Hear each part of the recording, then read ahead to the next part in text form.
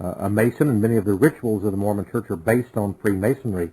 The Jehovah's Witnesses also, Russell was a Mason, and it was based on that. Some say that Jehovah's Witnesses are still controlled, very much so, by Freemasons. There's a group called Americans United for Separation of Church and State. They have a number of Seventh-day Adventist bigwigs. Now, there's some good Seventh-day Adventist groups out there that are trying to fight this New Age monster within their own ranks, but evidently even that group, connected with Freemasonry, is also controlled by these folks. Remember when people like Gary Allen wrote None Dare Call It a Conspiracy, and there have been the John Birch Society and the others? All of these folks would talk about political and economic. I want to commend you, Bill. I think you've got more insight and discernment than most of these people and groups.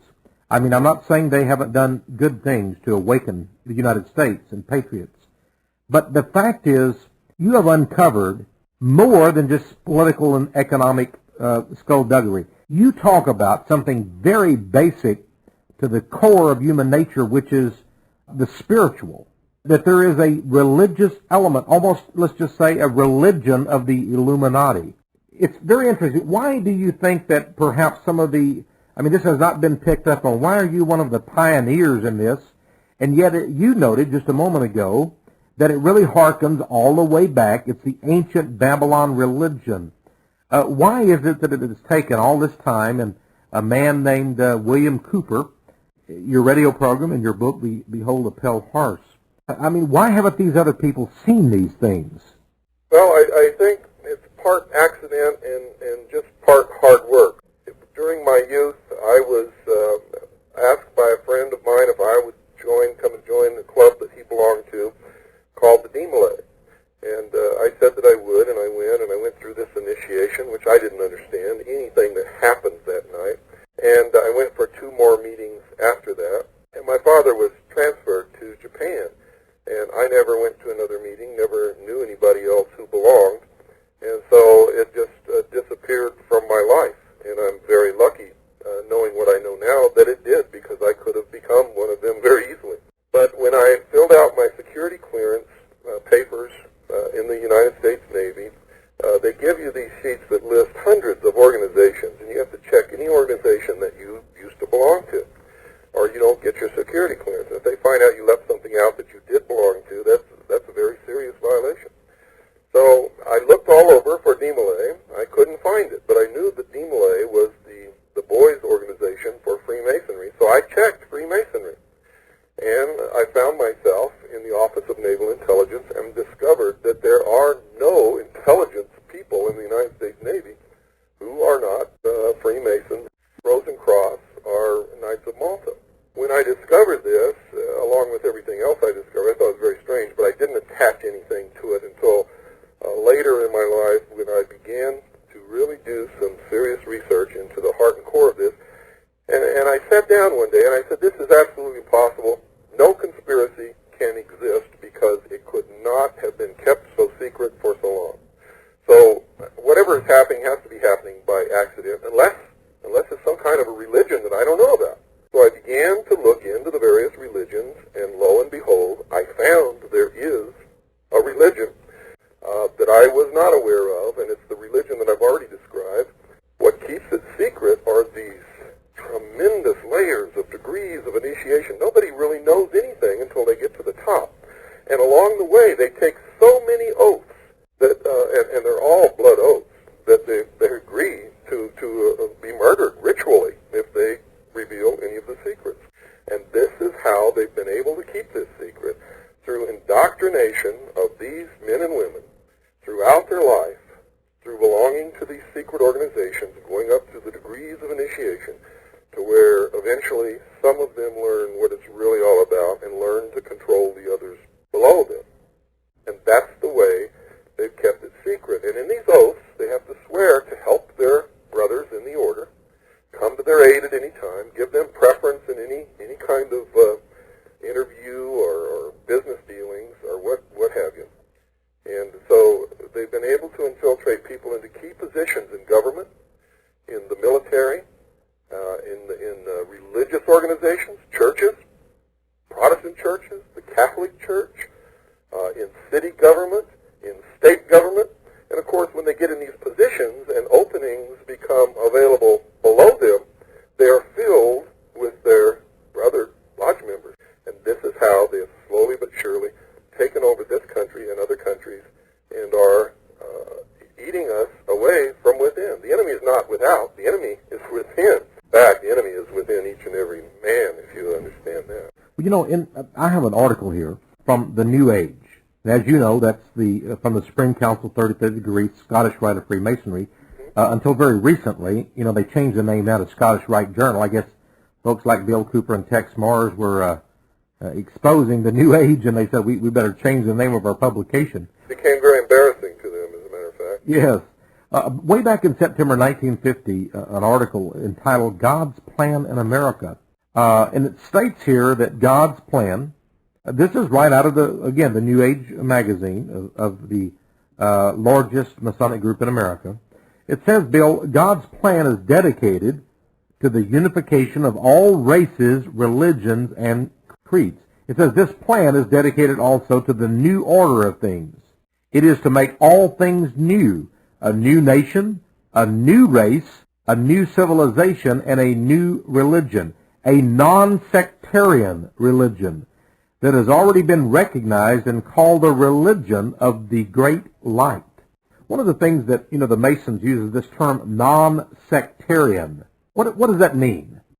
Well, non-sectarian means that there is no dogma. There is no one who will be turned away from their lodge if you knock on the door and say you are looking for the light or the illumination. To join, you must believe in a deity. But your deity doesn't have to have any name, nor do they ask you the name of your deity. And as you are slowly indoctrinated into their philosophy and go up through the degrees of initiation and you learn more and more of the occult teachings, your deity, when you first joined, may have been Jehovah or Adonai, or it may have been Allah. It doesn't make any difference. By the time you reach a certain point, your deity has been transformed in your mind very subtly by these occult practices and has become Lucifer. The great light, then, is Lucifer. That is correct. It says here, the guiding hand of providence has chosen the Nordic people to bring in and unfold a new order of the world. And Bill, it goes on in this article. Now, again, this is an article by C. William Smith, God's Plan in America, the New Age magazine, September 1950. It says that, and it's going along with something you said a little earlier in the program that I thought was very, very significant. It says the Nordics are the highest branch of the fifth Aryan civilization. It says, and the American race will be the sixth Aryan civilization. This new and great civilization is like an American beauty rosebud, ready to open and send its wonderful fragrance to all the world. The Aryan race, you talked about the sixth race. Well, you know, a lot of people out there said, now wait just a minute. William Cooper, that he couldn't be serious, but here is the Freemasons' own top publication as far back as 1950. We're talking about 44 years ago, confirming what you said earlier here on World of Prophecy. The Aryans, but didn't Adolf Hitler talk about the Aryan race? That's right, and he talked about the new super race, or the new root race. It's the same thing. It's the same old promise. He was brought to power by the occult lodges in Germany, the Thule Society, the Germanen Order, the Teutonic Knights were the power behind Adolf Hitler. They profess to be bringing all the races together. The truth is, if you're not a white, Aryan, Anglo-Saxon, you're dead in the New World Order. You will be a slave or just summarily executed. They make no secret of this. If you don't believe that, go down to a Masonic lodge and see if you can find any black people in there. Mm-hmm. So the unification of all races, you think they basically mean make them all one slave race? Is that what you... Yeah, well, they are the modern equivalent of National Socialism, the Nazi Party. Well, of course, some people now are beginning to wake up to the fact that maybe Bill Clinton is and Hillary could have some Nazi fascist intentions. Do you think that's possible? Without any doubt. Have you found the connection of Bill Clinton with this group of men that you're exposing? Oh, yes. There was a man in England by the name of Cecil Rhodes. Now, Cecil Rhodes is the man that Rhodesia is named after, and he is the man who established the diamond mines in South Africa and for so many years enslaved the South African people. And he wrote one will where he wanted to establish a secret society and leave all his money to that secret society to bring about a one-world government which would be led or ruled by the English or the Anglo race. Now, he eventually changed his will 2 or 3 times. What he ultimately did was left his money to the Rothschild family. The Rothschild family established a society called the Round Table Group, which became in England the Royal Institute of International Affairs, which is also known as Chatham House, which is the private club for British intelligence, MI6 and MI5. The Royal Institute of International Affairs established a small round table group in New York City, which for many years just met on Saturday nights in a hotel and had dinner together and discussed things. And then, I believe it was in 1919, they came together formally and formed the Council on Foreign Relations in the United States, which then began to form small businessmen's roundtable groups in cities throughout the United States. And our State Department, for, over 50 years, has recruited their bureaucrats, their personnel, their ambassadors. All of the people who run the State Department have come directly from the Council on Foreign Relations. In 1972, because the nation was so upset with the Vietnam War, and the policy makers who created the Vietnam War had come from the Council on Foreign Relations, they decided to create a sister group to take some of the heat off of them, and they created what's known today as the Trilateral Commission, which is an organization, publicly they state that they're devoted to bringing together in open trade the Far East, Europe, and North America. And of course, in their literature, in their writings, they make no secret of the fact that their real goal is the destruction of the sovereignty of all nations and the formation of a one-world government. And that's the Council on Foreign Relations and the Trilateral Commission. Anyone can write to them and get their literature. Well, Allen Dulles was a member of the CFR and then the CIA, and he was a Skull and Bonesman, and then he was later on the Warren Commission. The Skull and Bones Society, the Bilderbergers, the CFR, the Trilateral Commission,